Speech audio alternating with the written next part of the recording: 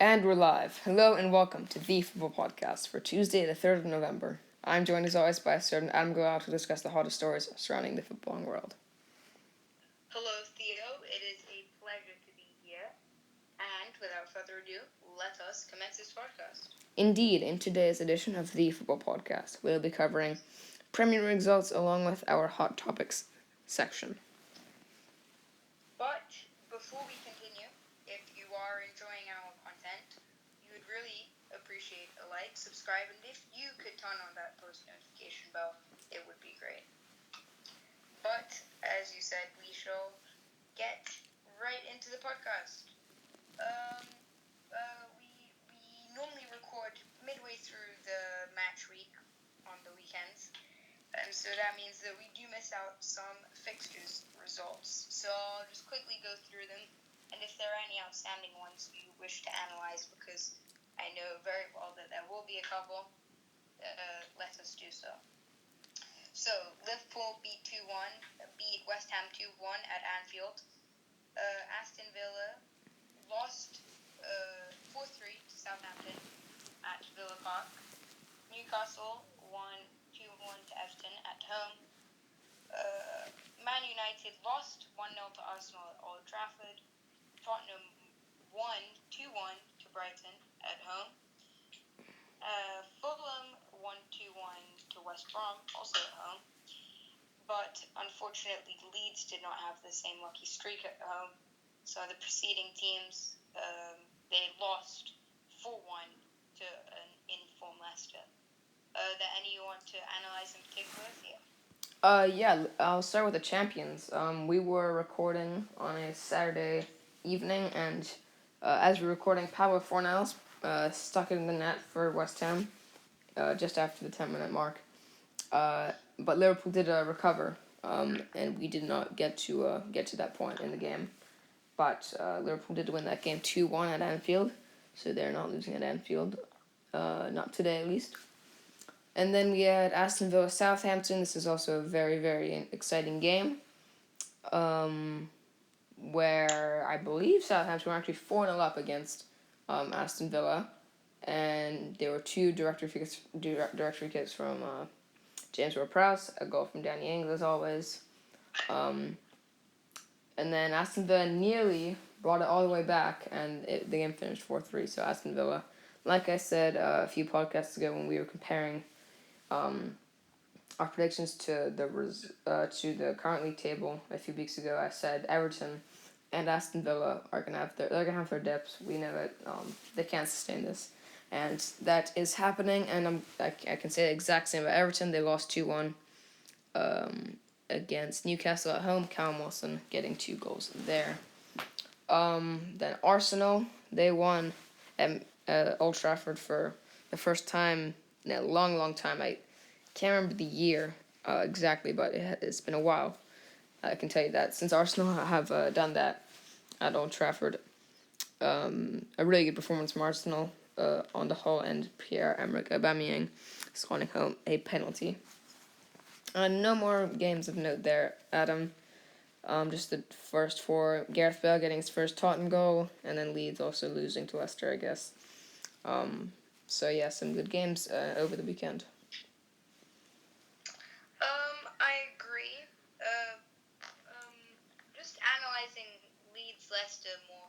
Sorry, I know we weren't intending to go too deep, but I really think that there should be some emphasis on just how clinical Leicester were going forward with the energy of their front line. They gave a really, really fit and athletically capable Leeds no chance, frankly. But that's a diversion. We do go on to our hot topics. So we were talking about the Southampton game. 3 of the goals came from free kicks. 2 were direct free kicks. 1 was an indirect free kick. And all 3 of those were made and scored by James Ward-Prowse. 2 free kicks, very similar, a bit different angles, but technique was the same. Right into the top left corner both times. And then there was also a great in-swinging cross from the right flank that he delivered well for a great header.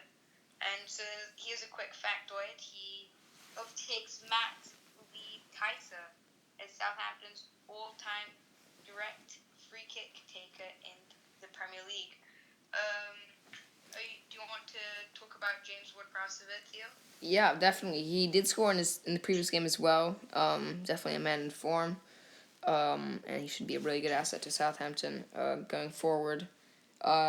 Apologies, Adam. The correct pronunciation is Matt Letizier. It's all right though. It's okay. We forgive you. Yeah, and he was an amazing free kick taker, Matt Letizier. And he overtook him. He was one behind, and then he leapfrogged ahead of him with those two in one game. So really well done to him. And looks like he's going to continue on this trajectory for the rest of the season. So if he does that, Southampton are looking pretty good, along with Danny Ings and Shea Adams finally breaking his duck. Looking really good, and Yannick Vestergaard as well. So Southampton, third place, I believe, maybe fourth. They're doing really well so far. So all credit to them. Adam. I strongly agree with that. I think it's taken a while for him to really get some recognition, but I think you can only ignore a player for so long when they're constantly putting in good performances. And there was no doubt he was evading our hot topics list this week. But that takes us on to another man in form, Diogo Jota, who could be replacing an unfortunately out of form Roberto Firmino. Theo, what do you think about this one? Yeah, this is an interesting one because obviously there can be so many different opinions. Obviously, I think Firmino gets a lot of credit for the work he does on the ball, and his false nine work, rather than obviously the scoring, because it's just season by season his goal scoring tally is just going down and down and down. So he's not that center forward that you'd expect. I mean, I guess as long as Liverpool keep producing the results, it's fine, but it does get a bit worrying after a time where he's not scoring goals.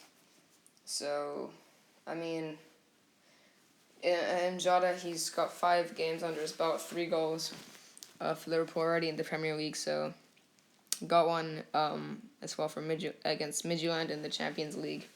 So, Jota's looking in really good form, and I wouldn't be surprised if he makes a start. It's just whether how would this make sense? How would this front three make sense without Firmino? Would it be Salah playing as the center forward? Would it be Jota? Because I know he can play up there, Diego Jota. Would that be the position he'd be playing? So, I don't know, Adam. What do you think as a Liverpool supporter? Who would you rather have in that center forward position? Well, I mean, the thing is about the centre forward position. I have no doubts that Mohamed Salah has the quality to play that, but I just think he'd be so much more effective either as number 9, a classic number 9, so as a forward striker making runs in behind and driving with the ball up, than laying it off, because Firmino's game doesn't involve as much pace and acceleration as Salah does. And so, if Salah, so of the front three, Mane, Jota, and Salah, I think Salah would be the most suited to playing in the middle. Mane has historically, until the arrival of Salah, actually played on the right. And so I have no doubts that he can adapt to that. And with Jota playing on the left. But it would mean a change in system. Because Firmino is so key because he provides that false 9 role, dropping into the midfield, allowing the 2 flying fullbacks to go off and almost make a 3-4 formation, if you will, with that 4 being Salah, Mane, Robertson, and Alexander-Arnold, and then the 3 in the midfield being Firmino and the other 2 centre mids, and then the 3 at the back being the defensive midfielder, so normally Firmino and the two centre backs. So that's quite an in-depth analysis, but I think that's really the fundamental way the Liverpool play. I've watched so many of the games; it's a repeating pattern, and Firmino is really the center of that allows those two flying fullbacks to go up. Yeah. They could switch to 4-2-3-1 maybe, which they had, I think, in the 2018-19 season. They had a period of that with Salah as the out-and-out striker. I think that of course it's up to Klopp, but I personally I think Firmino should be given more chances, but maybe not as a starter actually. You can't not start Diogo Jota in the form he's in. And yeah, so do you have anything to add to that, or will we conclude today's podcast? Just a quick note. I think you're onto something there with that 4-2-3-1 formation, Adam. It's very effective, that formation. I was thinking it's something similar to that, except playing instead of those two CDMs, two center mids, where you just basically have a 4-3-3, except Firmino is playing as that cam, and he's a little bit more advanced, playing as that center forward that he usually is. And you could just be playing just in front of, just behind, or in front of, I guess, on paper, of Jota, and then Jota got in behind him, and then you got Salah and Mane. I do understand. So kind of a more offensive 4-3-3 as opposed to a false 9. Yeah. That could work. I agree with that. But remember that if it's a more offensive 4-3-3, then there has to be a holding midfielder who can drop to make it, to have numerical superiority at the back. Yeah. With both the fullbacks. Right. Both the fullbacks going up. So maybe they'd have to be more reserved. It's a tricky one for Klopp. It really is. I mean, but what's the deal with Fabinho? Is he fit? I don't think I recall him getting injured. Yeah. Because he was trying to take in the centre back role. He was trying to do that, but. So Jordan Henderson in the CDM position? Wijnaldum? Maybe. Keita? It could. Well, because it says, I'm just reading here. I just did some quick research. So yeah, if you didn't know, he got injured in the Champions League last week.